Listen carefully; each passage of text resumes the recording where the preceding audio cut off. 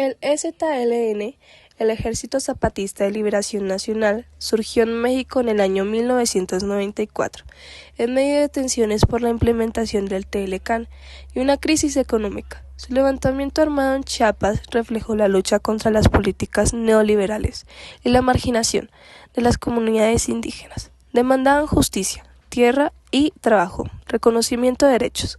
Su impacto fue tan destacado en la política mexicana al resaltar las condiciones de los pueblos indígenas y promover el diálogo como solución. El Ejército Zapatista de la Liberación Nacional en México, debido a la desigualdad económica y social política y más donde las comunidades indígenas enfrentaban marginación y pobreza, se levantaron en armas contra las políticas neoliberales que exacerbaban estas injusticias, buscaban justicia, tierra y trabajo y los derechos para los indígenas. El gobierno mexicano inicialmente respondió al EZLN con una estrategia militar, pero después de acto por el diálogo y la negociación, se estableció un alto al fuego, se iniciaron conversaciones de paz.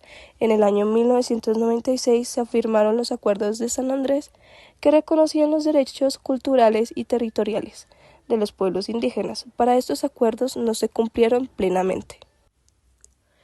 El intervencionalismo de Estados Unidos en los conflictos internos de México, como el EZLN, es controvertido.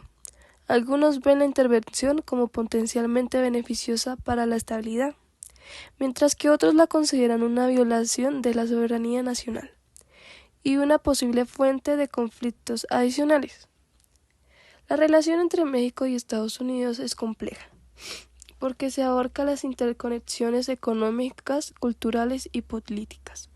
Aunque han habido momentos de cooperación y tensiones, la relación es fundamental para ambos países, con colaboración en temas como comercio, seguridad y migración, pero también diferencias en algunas políticas. El EZLN no ha finalizado, aunque hubo un alto al fuego y se buscaron soluciones negociadas con el gobierno mexicano. El EZLN sigue activo como movimiento político y social. En México, a pesar de los esfuerzos por resolver el conflicto, las demandas de justicias y derechos para las comunidades indígenas aún persisten, y el EZLN continúa siendo una voz importante en la lucha por la igualdad y la justicia en el país. En el contexto del EZLN, el imperialismo se refiere a la influencia y control que ejercen potenciales extranjeros, particularmente en Estados Unidos, sobre México y otros países de América. El EZLN la denuncian como una causa de explotación y la desigualdad y aboga por la resistencia a la autonomía frente de él, con la soberanía y la autodeterminación de los países afectados. No, los problemas que se llevaron al surgimiento del EZLN en México no se han solucionado por completo. Aunque se han hecho algunos esfuerzos, la pobreza, la marginación y la falta de derechos para las comunidades indígenas todavía son desafíos importantes en el país. Las guerrillas existen porque hay desigualdades sociales muy grandes donde el pueblo se entera que los gobiernos solo hacen política para enriquecer sus propios bolsillos, y el pueblo cada día es más pobre por ello. Y para que un gobierno funcione es fundamental que las personas que estén ahí arriba sean honestas. El gobierno, el EZLN, es una organización de izquierda que aboga por los derechos indígenas, la justicia social y la autonomía local en México. Su ideología combina el marxismo y el zapatismo y el indigenismo. La relación entre el gobierno de México y Estados Unidos es crucial en varios aspectos, incluyendo el comercio, la migración, la seguridad y la cooperación diplomática. Ambos países mantienen una relación compleja con interacciones que pueden variar dependiendo de los líderes y las políticas en cada momento. El gobierno mexicano ha abordado el conflicto armado y las demandas del EZLN a través de una combinación de estrategias que incluyen diálogo, programas de desarrollo en áreas marginadas y medidas de seguridad.